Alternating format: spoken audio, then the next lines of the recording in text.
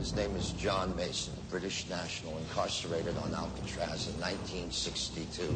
Escaped in 63. There's no identity in the United States or Great Britain. He does not exist. Secrets have a way of coming back to haunt you. There's a hostage situation on Alcatraz. Hostage? 81 tourists. The Rock's a tourist attraction. The one you train to defend you becomes your greatest threat. A battery of VX gas rockets is presently deployed to deliver a highly lethal strike on the population of the San Francisco Bay Area. And the one you abandon becomes your only hope. You go talk to him. Me? Yeah. Hiya. I'm an agent with the FBI. I'm Stanley Goodspeed. But of course you are. At least he got his name right. Now, all that stands between a city and a disaster. The power of this chemical is way beyond anything you can imagine. That's why you're coming with us. Is a man who's never seen combat. You're a chemical freak. I'm a chemical super freak, actually. And another who's been out of action for 30 years. Show us on the blueprints. I can't. My blueprint was in my head. Fortunately, some things you never forget. But don't worry. It'll all come back to me.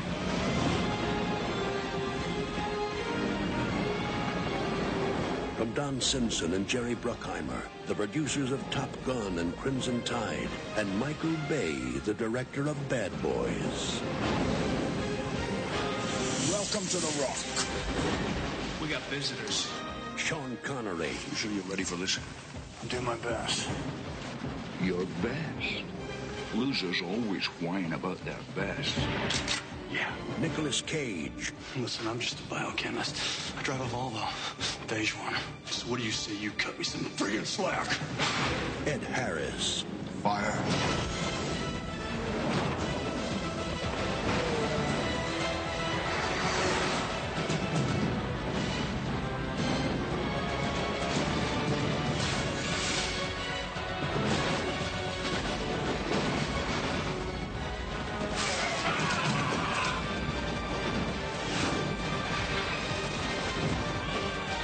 This summer,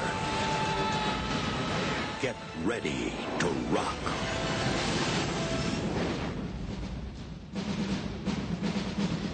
Hello and welcome to The Complete Works, an in-depth look into the career and filmography of Nicolas Cage. My name is Mike Smith, and joining me on this journey into the depths of true Cagedom is my friend, co-host, and fellow Cageaholic, Mike DeCriscio. How you doing today, Mike? Good. I think today's the day. We did it. We finally made it. We've been talking about this since the beginning of this podcast, really. Yeah. Just counting down the episodes and the days. When we came up with the idea for The Complete Works, we said, one day, we're going to talk about the movie we're going to talk about today. Exactly. Yeah. Over the course of 26 episodes, Mike, we have charted Nicolas Cage's rise, right? From his humble beginnings in Best of Times to his first starring role in Valley Girl, and then there's the rising popularity in films like Moonstruck, to his dependable box office draw in films like It Could Happen to You, all culminating in that Oscar win for Leaving Las Vegas. And now begins a new era in the career of Nicolas Cage, the era of the blockbuster hero. Oh, what a glorious time to be doing a podcast. I've waited so long to say those words. Mid-1990s is arguably the peak of Nicolas Cage's stardom, right? I think that... Oh, yeah. Like, easily. And that era is defined by 3 blockbuster action movies, all released one after the other, hot on the heels of that big Oscar win. And today, we talk about the first of those movies, 1996's The Rock. I know, I think we said it last episode, but we made it, Ma. Top of the world. Top of the world. We finally made it to The Rock. We could shut this podcast down if we wanted to. Who even cares about the other movies?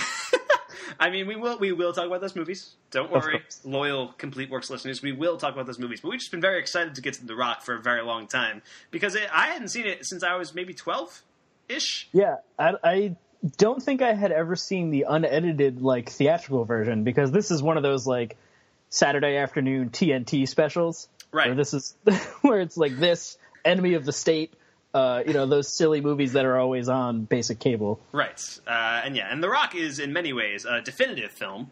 It's a defining film for Cage's career, for one. It's also a definitive, overblown 90s action movie of the sort that doesn't get made that much anymore. We get, like, overblown blockbusters all the time, but, like, 90s blockbusters have a very specific kind of mix of star power and special effects that I feel like you don't get as much anymore. The economy was booming. It was a different time. Yes. They were more willing to blow shit up then. This is the kind of movie where every character is a badass. The dialogue is filled with jokes. Things will explode on impact. Yep.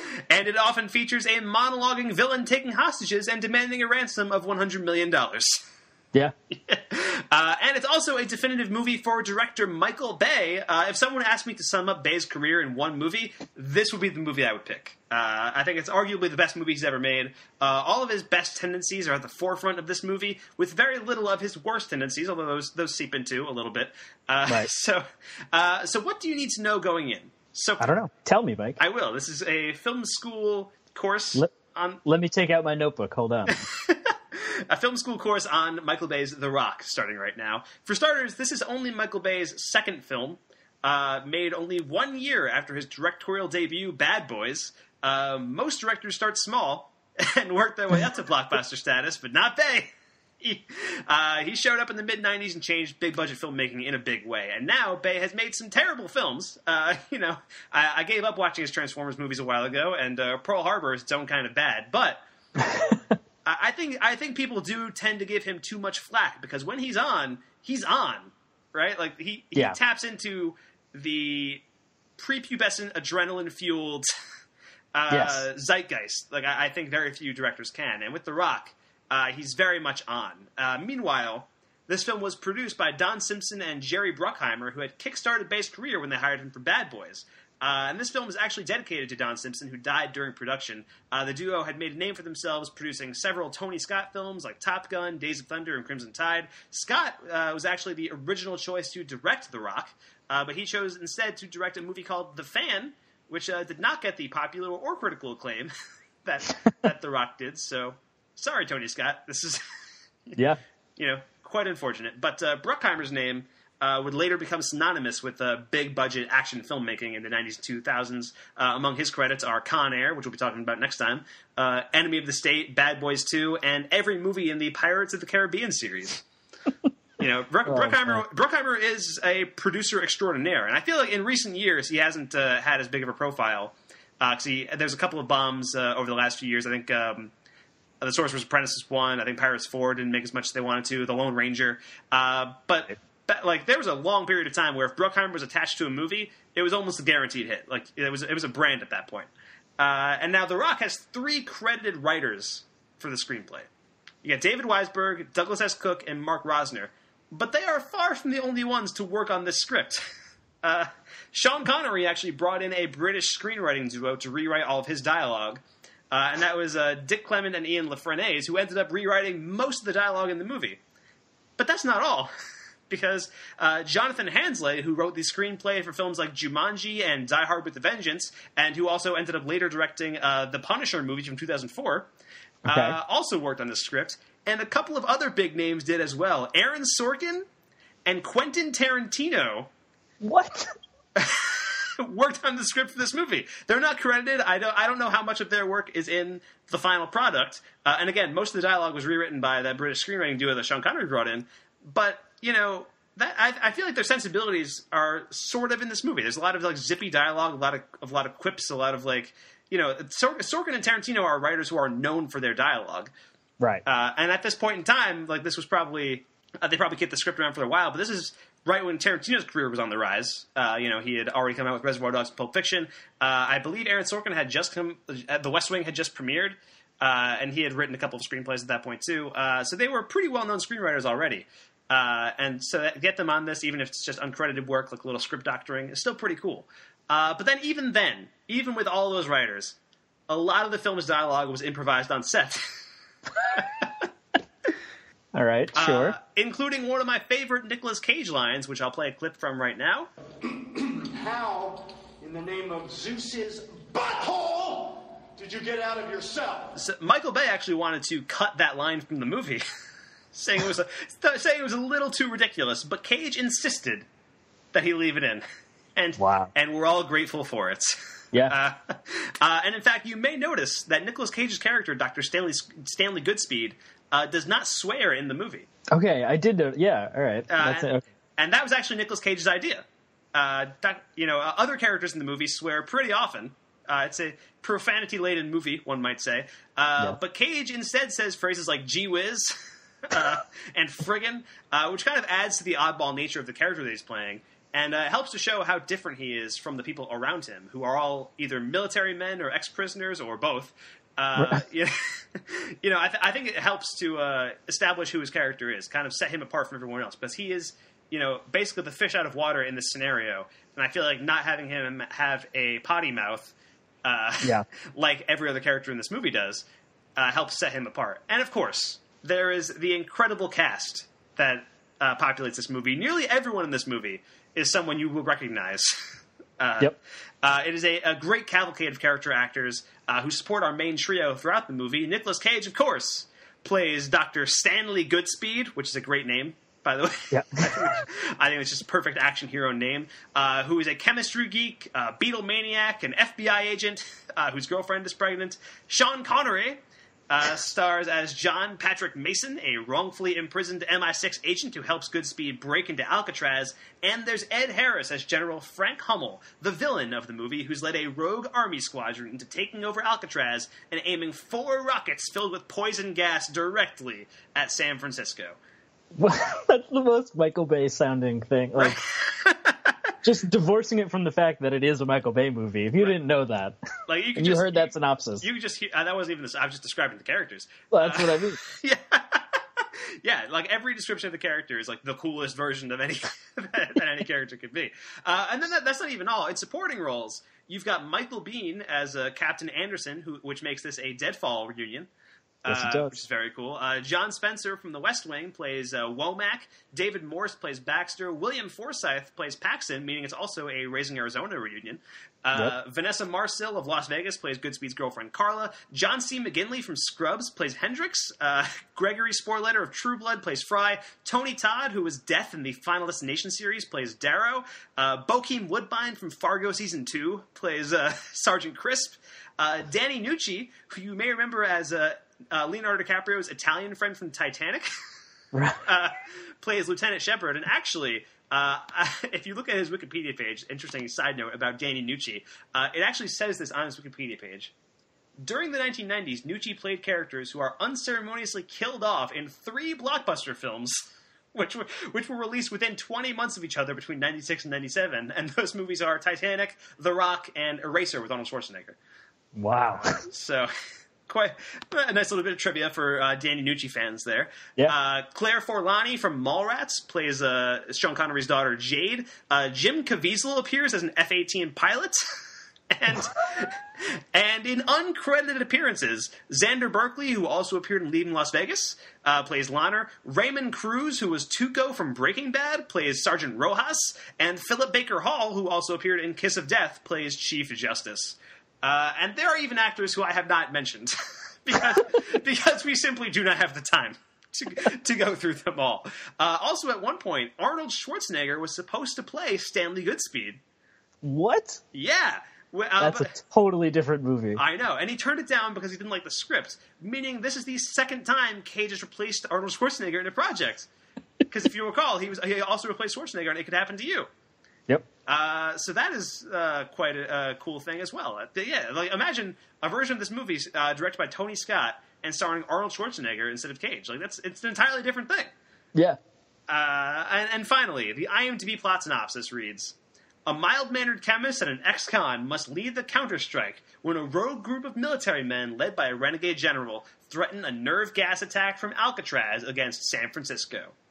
And so the movie was directed by Michael Bay and written by David Weisberg, Douglas S. Cook, and Mark Rosner. It was shot by Nicolas Cage's cousin, John Schwartzman. He was the cinematographer of this movie.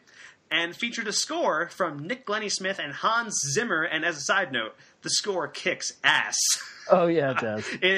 It actually like I noted that Hans Zimmer was in the movie. I saw his name in the credits. It's like, oh, cool, Hans Zimmer. The score actually sounds very similar to a score that he would write later, the Pirates of the Caribbean score. I felt like there was a lot of similarities, especially in the scene, the main theme, basically, where the first scene where Harris infiltrates and gets the weapons with his crew, and they like infiltrate the army base or whatever. Like it has like a very like swashbuckling nature almost, which I very much like. And this movie was made on a budget of $75 million, which has got to be the biggest budget that any of these Cage movies have had so far. And the movie brought in $335.1 million worldwide, which is also the most amount of money any of these Cage movies had to have made so far. The Rock was nominated for an Oscar for Best Sound Mixing, and it won an MTV Movie Award for Best On-Screen Duo for Connery and Cage. Oh my God! Yeah. So, Mike, I hope Sean Connery was there to accept that award. Oh man, I mean, I guess it would have been a different scene than it would be today. I feel like I picture the MTV Movie Awards now, and I'm like, oh, it would be like Rihanna would be there or something. In the mid '90s, it might have been like sort of a legit thing. Right. Not a legit thing, but like it would have been more film oriented. I don't know. I feel like Connery might have been able to handle it. I doubt he showed up, but probably not. I actually didn't look into that. I should have, but I did not. So, Mike, I mean, all that out of the way, man. What are your overall thoughts on The Rock? What could I say? It's silly. How'd you describe it? Prepubescent, adrenaline-filled blockbuster. I mean, that's it. That's all it is. Yep. But it's a lot of fun. This is a movie I'm fond of through nostalgia. Like I said, it's the TNT special on every Saturday or whatever it is. Absolutely. I think you were right though when you talked about it's Michael Bay before he fell into all of his worst tropes or devices and things that he uses all the time that are just annoying. Absolutely. I mean, I feel like there's less shaky cam in this movie, which was a problem in a lot of his Transformers films. Although I think you noted shaky cam in your notes. I did note. I wrote my note is such shaky much cam because I like to make myself laugh. But there important. There is a lot of during the car. I noted it specifically during the Hummer versus Ferrari car chase we get through San Francisco, which is my favorite scene in the movie, which is also the most mid-90s thing of all time. Yes. That we are shown cars zooming by, then we show a close-up of Sean Connery, and we shake the camera a bit, and then we show another shot of cars zooming by with cuts that must be frames long because it's impossible to digest what's actually happening. Which is the Michael Bay style. But it's still exciting and fun, and it doesn't go on to the point that it's like a distraction, but it's illegible movement on the screen. Right. So I mean, I do think part of this, I didn't feel like it was poorly directed. I actually thought the direction was very good, and all the action was pretty well shot. But I think what sets it apart from other Michael Bay movies is that this movie has a vested interest in the characters. Right. It really goes in depth with who Cage and Connery are, and it goes in depth with Ed Harris, who's actually a very multi-dimensional villain. Yeah. Which I didn't expect going into this. So again, I haven't seen this movie in probably 10 years. I didn't remember it all that well. I just remember that it was a fun action movie. And so I was going into this and Ed Harris is the villain, but early on in the movie, he's menacing, but at the same time, there's hints that early on, he's a more fleshed out character and that he's not as bad as it seems to be. Early on, when he's about to take over Alcatraz, he knows he's about to take out hostages. He goes to the little kids who are on the tour and tells them, "Hey, you should get on the boat and leave." And then they do, and he is going to do this thing, but he doesn't want to involve children in the mix. That's interesting. And then towards the end of the movie, obviously, he has this change of heart, they call it his bluff, and he's ready to let it go. Yeah, this is definitely I did not remember that whole first act pretty much. When we see them raid the naval base or whatever it is to steal the rockets. And I remember my memory of this movie starts when they take hostages on Alcatraz, basically. Okay. But we're also told that raid on the naval base was non-lethal. He is given a pretty decent characterization as a villain. Like you said, he's fairly well fleshed out as far as action movie villains go. Normally it's just bad guy and then that's it. Exactly. That's what I had expected going in, but he gets a lot of really cool moments. His speech to the White House or whatever when he's making demands for $100 million. His big speech to his crew is riveting. Like, I was about to follow him into taking over Alcatraz. Like, I was ready. Yeah. Those two British screenwriters, they did a good job. They did a good job. I think this movie's great. This is peak Michael Bay. It's peak 90s action movie. Peak action hero Cage. It is a little bit long, I would say. It's about 2 hours and 15 minutes, and at times I think it's a little bit unfocused, but it's always in service of trying to do something awesome. I can't fault it for that, you know? Like, for example, that big car chase scene, you can cut that out of the movie and nothing would change. Right. You know? They take over Alcatraz, and then they probably spend about 45 minutes just with Cage and Connery just trying to get Connery into the mission. And that could have been streamlined, that could have been a lot faster, but I'm glad it wasn't, because you would lose out on so much cool shit. Like, you know what I mean? Yeah, I feel like that's the entire Michael Bay ethos, though, is just, we could not do this, but it's going to look cool if we do. Exactly. So even if, like, I do think it has all of Michael Bay's best tendencies, and some of his worst tendencies do come through, but it's not a negative to the film. Like, it is a little bit long, a little bit unevenly paced. I would say that there's a lot of quick pace editing at play here, which at times threatens to overtake certain scenes, like in the car chase scene, which I think is spectacular. Like, it's well directed, I think it's well shot, it's viscerally very exciting. I did not need to cut to Cage and Connery close-ups every 3 seconds. Right. You know? That's 100% correct. Which feels like a little bit of Michael Bay's like ADD kind of style. And that's stuff that I think will get a lot worse over time in movies like Pearl Harbor and in the Transformers movies especially, which I think, I watched the first 3 of those Transformers movies and I gave up. I'm just done. But that said, like, I do like Michael Bay when he's on. I think this movie he's on. I really like Pain and Gain as well, which is a movie that came out a couple years ago with The Rock, the other The Rock. The Human. He's got to be the only director who has directed an actor who has the same name as one of his movies. Oh my god! If he's not, I wish he was. You know what? Except for maybe Spike Jonze, who directed John Malkovich in Being John Malkovich. I think he's got you there. But these are separate movies, though, which I think trumps it a little bit. You know, a little bit. Because of course John Malkovich is in Being John Malkovich, right? Right. It's one thing to direct an actor in the movie that the actor's named after. Right. It'd be another thing if he cast John Malkovich in his next movie, or something, you know? Yeah. But in any case, getting off topic a little bit there, just a little. But I think Pain and Gain is a good example of a great Michael Bay movie, and that's a movie where his best tendencies come out. His worst tendencies are fully on display in Pain and Gain. But they're his worst tendencies in the best kind of way. Because I think it's kind of subverts those tendencies in a little bit. And I think The Rock kind of stamps them down. And so they come out every once in a while. I feel like the one thing that made me very uncomfortable was the very flamboyantly effeminate stylist that cuts Sean Connery's hair. That definitely rang out as being... I don't even know how to put it, as like being a product of its time. A little bit, but also it's the kind of thing that Michael Bay puts in his movies, you know? That's true, yeah. That's why you get the racist robots from Transformers 2 and and all that kind of stuff. Like, he kind of does these caricatures of races and sexualities and genders, and it's like, maybe don't. Yeah, exactly. Maybe not do this. You know. But that said, like, he does so much stuff well in this movie. I can't entirely fault him for that. I think this movie is just a fucking fantastic action movie. Yeah. That is just so much fun to watch. Yeah, there's just the thing I wanted to plug here a little bit. It's a YouTube channel. I don't know if I've talked to you about it before on maybe FilmBookcast or whatever, but Every Frame a Painting. I think you've told me about it.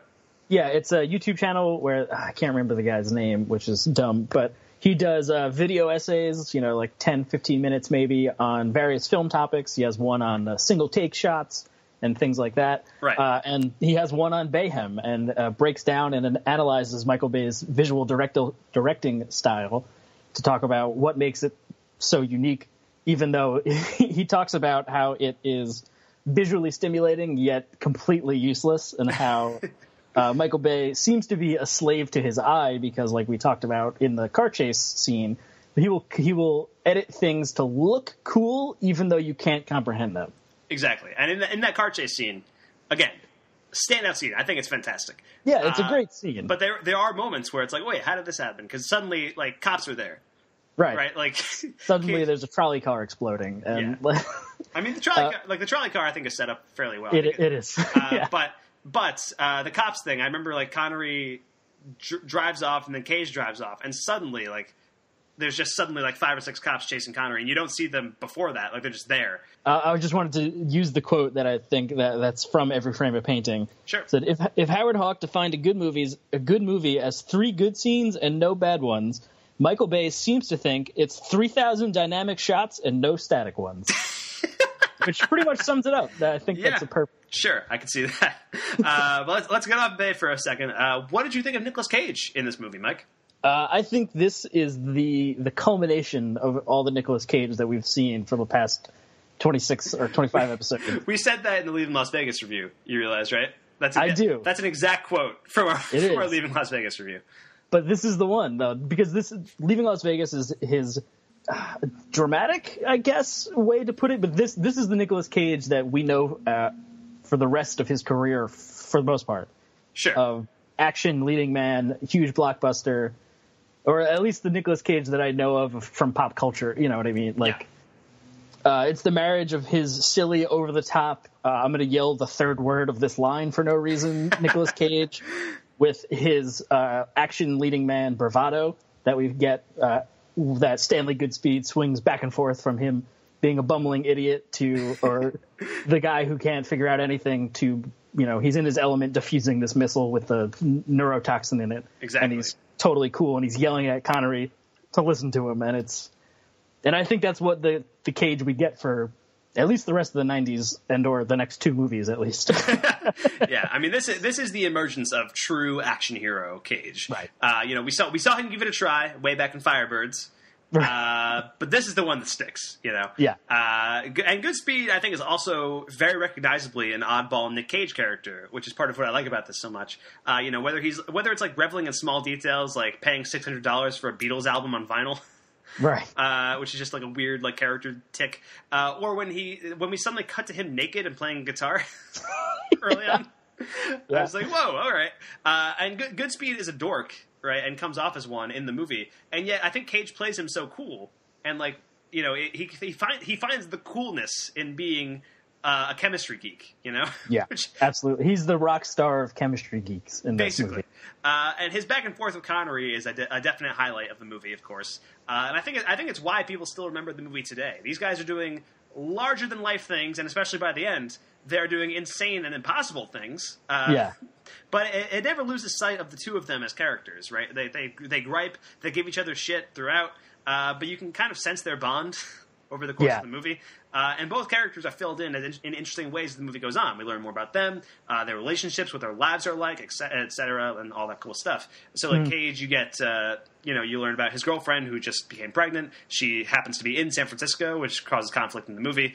Connery, you learn about his daughter and about how he used to be a retired MI6 agent and how he was wrongfully imprisoned by the U.S. government because he found a file that has all of the U.S. government secrets on it, which is ridiculous, by the way.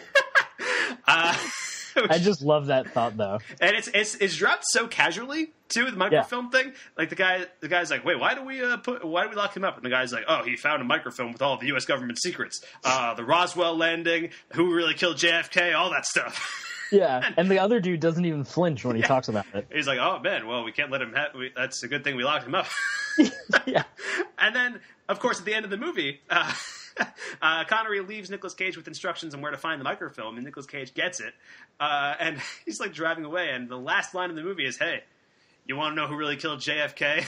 And it cuts to credits. And I'm like, what? It's so good. That's a setup for a sequel right there. That could be a whole other movie. In today's movie universe world, there would definitely be a Rock 2. That would be about Nicolas Cage on the run trying to. The people deserve to know. Yeah, I'm surprised that wasn't National Treasure. Like that. Yeah, I mean, it kind of is. National Treasure could have been the sequel to The Rock. It could have been about him finding out who JFK is. The National Treasure is part of the Rock cinematic universe. Right, exactly. There actually is a fan theory surrounding this movie with Connery's character. Since his character is a disgraced MI6 agent, considered quite the ladies' man also, the fan theory is, of course, that he's supposed to be an older, grizzled version of James Bond. Yeah, there's many times where this movie is 2 seconds away from a James Bond joke, and we don't get it. But I think that in its absence, we get the joke. I definitely think it's intentional to have Connery be an MI6 agent. Like that definitely seems like a very specific reference to make for this movie. So, I mean, how do you think this role fits into the roles that we've seen Cage play so far, Mike? Like you said, it was the culmination of everything up to this point. But again, the only action movie he's done before this was Firebirds. That's true. Yeah, it does feel like a odd leap all of a sudden, like we talked about with the Oscar acceptance speech, where he's saying, applauding we need to make more art house movies. We need support small films. All that good small stuff. Indie films, and then just kidding. I'm going to go make 3 giant blockbusters in a row. 4 months later, this movie came out. So it seems it's. I guess I say it's a culmination, but it seems like it's a departure from the rest of his movies. It's a culmination in his acting style and the things we've seen hints of in the other roles that actually make the character what it is in this one. So it feels odd, I guess, is a weird way to put it. Okay. That he would make the leap to leading man or to action hero leading man, because he's been in starring roles for the last couple of movies. I think that's the distinction, because he had already broken into the mainstream. Like people knew who he was at this point. And he was already the leading man in certain like dramas and comedies and stuff like that. I think 94 we talked about. He's basically the lead in every movie he's in that year, where it's like It Could Happen to You and Guarding Tess and Red Rock West and Trapped in Paradise. All those kind of run the gamut. Most of them are comedies. Red Rock West is like a neo-noir, but very few people saw that one. That's not really mainstream. But the other 3, they're like mainstream comedies and stuff like that. He's definitely a romantic comedy lead. Yeah, exactly. He's got that locked down by this. He gets the Oscar. He gets like this dramatic acting achievement, and then kind of is able to transition into action hero lead from there. And I think this is truly the new era of Cage, right? This is the second era of his career. He tried breaking into blockbusters once with Firebirds, and it didn't work, right? He gave it a shot, failed, went back to doing little indie stuff like Wild at Heart. He did some comedies like Honeymoon in Vegas, and kind of built up from there. And then otherwise he mostly stuck to smaller scale stuff there. The Rock proved that he could be the action hero. This was the one that maybe he always wanted to be. I feel like that was kind of the goal almost. That's probably why he did Firebirds in the first place. He's talked many times in the past about how he's a huge superhero fan. I mean, his name is taken from Luke Cage, right? So I feel like ultimately, like this was the goal. The Rock is sort of the culmination of everything Nick Cage wanted to do in his acting career. Because he is such a weird and dynamic performer, and it's like kind of the perfect fit for these kind of movies. And again, this hit theaters a mere 4 months after he won an Oscar for Leaving Las Vegas. It was a good time to be Nicolas Cage. That's a lot of hype to be riding into your first big blockbuster action movie. Exactly. So, I mean, let's talk about individual scenes. What moments, scenes, what stood out to you in this movie, Mike? Oh, man. Kind of all of them. I think that everything that happened is like, oh, man, that's the coolest thing I've ever seen. Yeah, and I think that's the kind of what the Every Frame of Painting is talking about, where... Or just Bayhem and stuff like that in general, Michael Bay's style is that everything is as visually striking as humanly possible, even if it's not needed. That's the thing he talks about in the Every Frame of Painting, is that Michael Bay doesn't seem to be able to distinguish from when to do a shot and when not to do a shot. Right. Because even the scene where, I don't remember the character's name, Goodspeed asks Michael Baine's character to define combat, and the other guy gives this really quick, long explanation of the mission they're about to go on, and even that is this crazy zoom in, we get the weird parallax effect thing that Michael Bay always uses. Yes, when he's just saying one line of dialogue and it's and stuff like that. But I guess the scene that sticks out the most, because it's probably the most brutal, is right towards the end when Goodspeed slams the ball of neurotoxin into the dude's mouth. Oh man. And he just melts. We just watch him melt. Yep. That's the one that's always stood out to me from all the times that I've seen this movie. And that is awesome. And I think that's one of the best deaths in this movie. There's actually a series of really great deaths. I think when Sean Connery sets John C. McGinley on fire is pretty fantastic. When Connery shoots a knife into a guy's throat is pretty awesome. And also, when Nick Cage kills Tony Todd's character and calls him Rocket Man, he references the Elton John song Rocket Man, right? Which is also set up very well because that song is playing very early on in the movie during Cage and Carla's sex scene. Like it's playing kind of softly in the background, right? And then it's like you don't even think about it. Almost just kind of like background music, and then it's brought up at the end. Like Cage is dismantling the last rocket, and Tony Todd shows up. And Cage is but he's like holding a gas ball, so Tony Todd won't shoot him right away because if he does, they'll both die. Yeah. And so Cage says something like, we used to talk. What kind of music do you like? Do you like Elton John's Rocket Man? And Tony Todd's like, I don't go for that soft shit. Oh, well, I just wanted to ask because that's you. You're the Rocket Man. And then he shoots the rocket, and Tony Todd gets shot by a rocket and falls off into the ocean, and then it gets impaled. Oh, I forgot about the impaling. Yeah, on this bar or whatever that's there. It's awesome. It is so cool. And yeah, I thought that was cool. Every time Cage defused the bomb was pretty cool. I think at the beginning of the movie, I think it's a really nice intro for what he's going to have to do later when he a bomb shows up in the FBI headquarters and he has to defuse it, and it's like the poison gas is coming out. That's part of the movie that I did not even. I don't even remember that's ever been there. So that was exciting. I didn't know what happened. Like I don't remember that. Yeah, that was a really cool, well executed scene. It was very intense. I think part of this movie's strength is its escalation. Like every action scene feels like it's escalating very, very quickly. To the point where like, oh shit, like things are really happening. Like people are going to die, or whatever. What I do think is funny is like after like he defuses the bomb in that opening scene, right? He survives the poison gas at the beginning. What I think is funny is that later on in the movie, he's talking to Sean Connery, and Cage mentions that he had an uneventful life before all this. Right. Despite, in the beginning of the movie, defusing a bomb and almost dying from poison gas. Like, that just happened. Like an hour ago.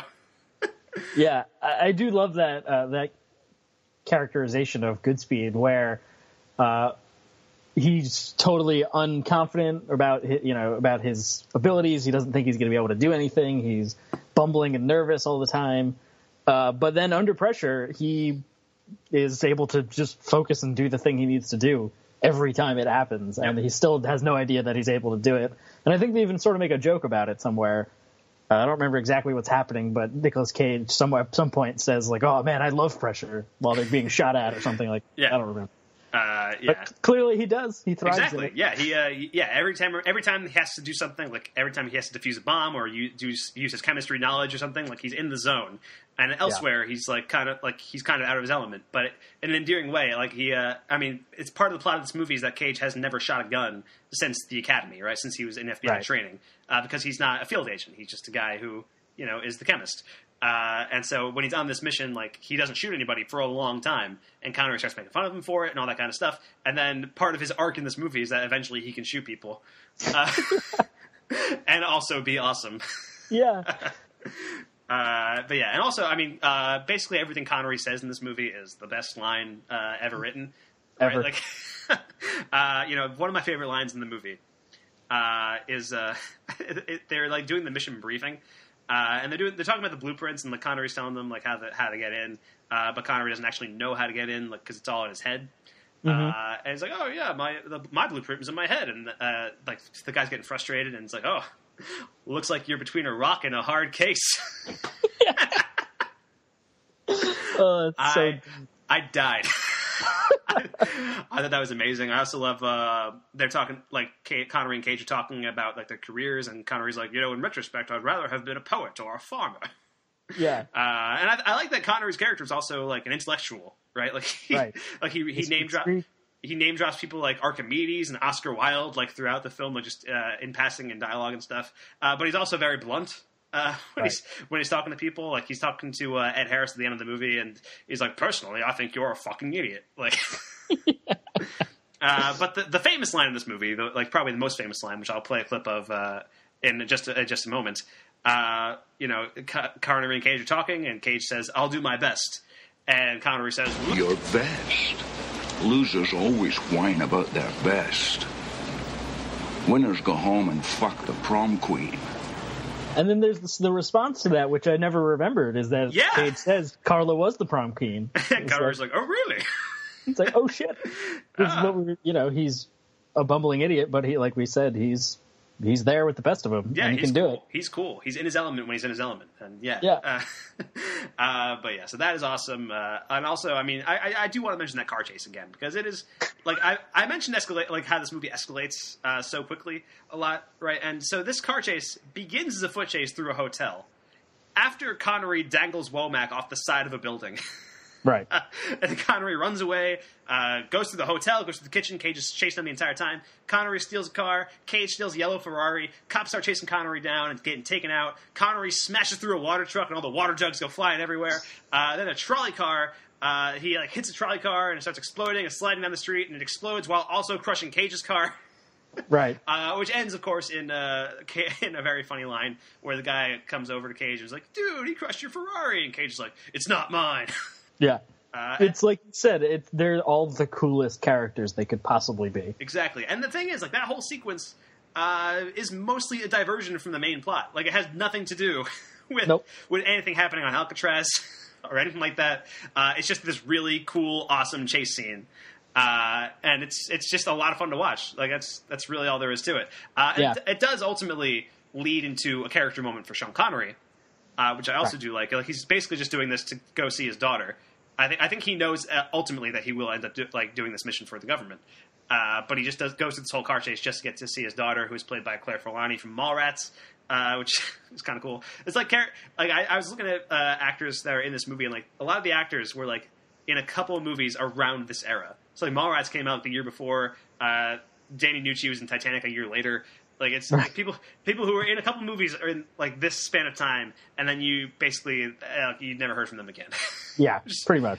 Which is a shame, but I do like the scene with Connery and his daughter, where his daughter is kind of unsure about how to feel around Connery because he's never been around in her life because he's been gone for basically the entire life, right? Like he says, like the last photo he had of her was when she was 10 years old, and she's a college student now. Right. But I did like that scene a lot, and I also very much liked the kind of button at the end of it. Cage shows up and says, like, "Oh, no, your father's working on this very important mission." And then he says something something to the effect of, "Cut the chit-chat, a-hole."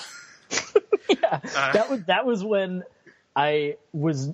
It's interesting that, there's people cursing throughout most of the movie already at that point. And then he says that, and I got nervous that I was somehow watching the uncut... that I was watching the, like, edited for TV version. Right. Because he goes to such pains to not curse in that line. Yes. So I got really confused for a second. Yeah. And that was when I noticed that his character doesn't curse. Yes. I believe, I think he does start swearing a little bit towards the end. Like he says, I read some, I don't remember exactly what he says, but I think his character towards the end does swear a little bit, which kind of shows the evolution of his character and his arc throughout the movie almost. Yeah, I think it's in the Rocket Man scene just before, like in that. Probably. That would be a they're like yelling at each other or something. Yeah. Also, I did want to mention Michael Biehn's character, who is fairly unnotable until the big face-off scene between him and Ed Harris. Right. Like he and the team and Nick Cage, they're all in the sewer. Most of the team and Michael Biehn come out to try to get out of, start to surround Alcatraz. It turns out to be a trap. Ed Harris has all of his men pointing directly at them, like they have the advantage. And Ed Harris tells them to stand down. And suddenly it becomes like Biehn v. Harris, Dawn of Shouting. Where they just keep saying the word order over and over again. Yeah. Sir, that was an order. I will not give that order. Yeah. We will give that order, sir. And then they all die. Pretty much. But it is a spectacular scene. I thought that was awesome. And yeah, just so many cool scenes. Pretty much. The film. If there's anything, I think it's a very engaging story. I think even the exposition of this movie is just so fun to watch. I think it's shot very dynamically. All the actors really sell it really well. Even just hearing them talk about the missiles and talking about how deadly they are, it's really entertaining. And even a cursory glance on Wikipedia shows that none of that is accurate at all. Right. At the time of this movie, that weaponry did not exist at all. Actually, I was reading somewhere where I believe British intelligence actually used this movie as evidence that Saddam Hussein was hiding weapons of mass destruction in Iraq. And that turned out to be incredibly false, but they were using the knowledge they had gained from this movie. Oh my God. Which is ridiculous. And the screenwriter was talking about it, and he was like, yeah, I mean, woof. like, sorry guys, that's not on me. That's amazing. But yeah, so I did find it interesting though that you had said this movie won the Oscar for sound editing. It was nominated for an Oscar. Nominated. Okay. For best sound mixing. Sound mixing. That's the only Oscar it was nominated for. It should have won Best Picture, but I mean, Well, I only bring that up because one of my notes is apparently lions roaring and growling is an appropriate sound effect for literally everything. Because anytime there's an explosion, anytime someone runs down a hallway, anytime anything moves and we hear a lion roar or a growl. Can you think of a cooler sound? I guess you're checkmate you, I guess. Yeah, it's a movie built on things that are cool, and to me that is awesome. Like I mean, I think it has a lot going for it. It is a very silly plot, and it has a very loose understanding of how science works. But right. It has incredibly charismatic performances from Cage. It has, I think, incredibly dynamic action scenes. Everything about this movie just feels so memorable to me. Yeah. It's so much fun to watch, and like it's dumb, but it's like the kind of dumb that I like. It's the Justin Lin doing Fast and Furious movies kind of dumb. That's exactly what this is. Yeah. It's not an intellectually stimulating movie, but it's a really fun time at the movies. And I don't like the expression "turn off your brain." People say that in defense of like dumb action movies, and I feel like they say that like, oh, the Transformers movies, turn off your brain and you can enjoy them, and like that's not something that I like. I like movies that are that have stuff going for them.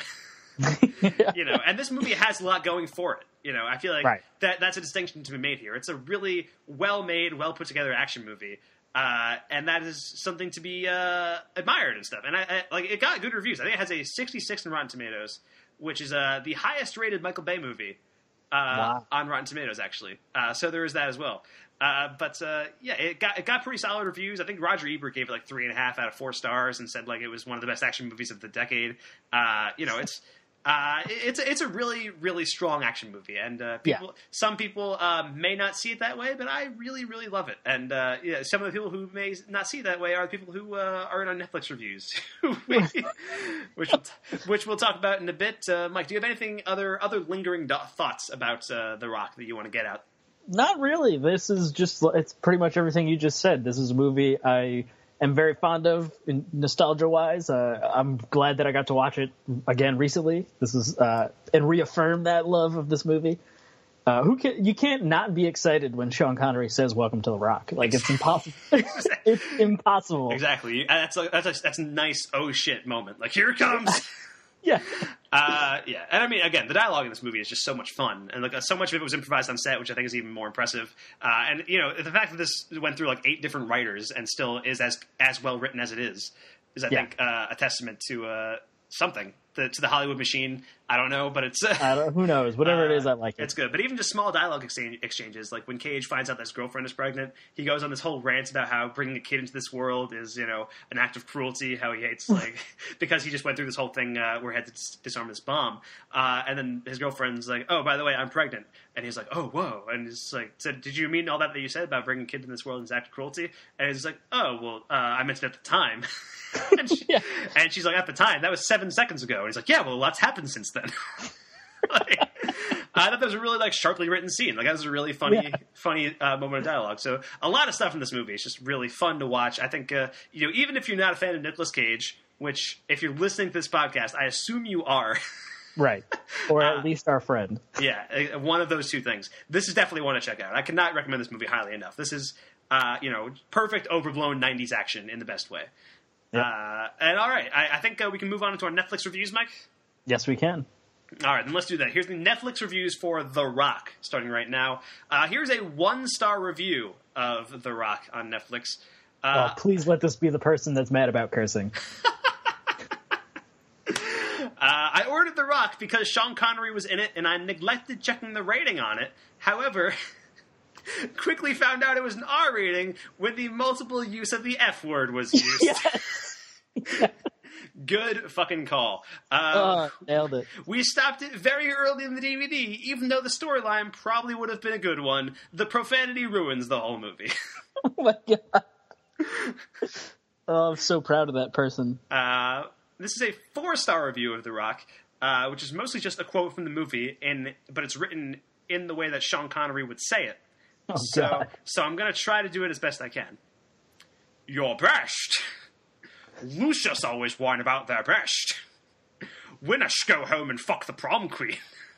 There it is. And then the word genius. Here's a 1-star review of The Rock on Netflix. Kid stuff, too much action. But that is why I normally disregard all of Bruce Willis's films. But there's more. There's more. This one I rented on the basis of the otherwise sterling cast. Sean Connery, Ed Harris, David Morse, most notably. So he knows it's The Rock. He knows that this cast is in it. But he thinks Bruce Willis is in this movie.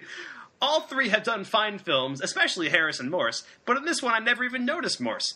Willis was better than usual as a scientist. But then my usual incredulity kicked in.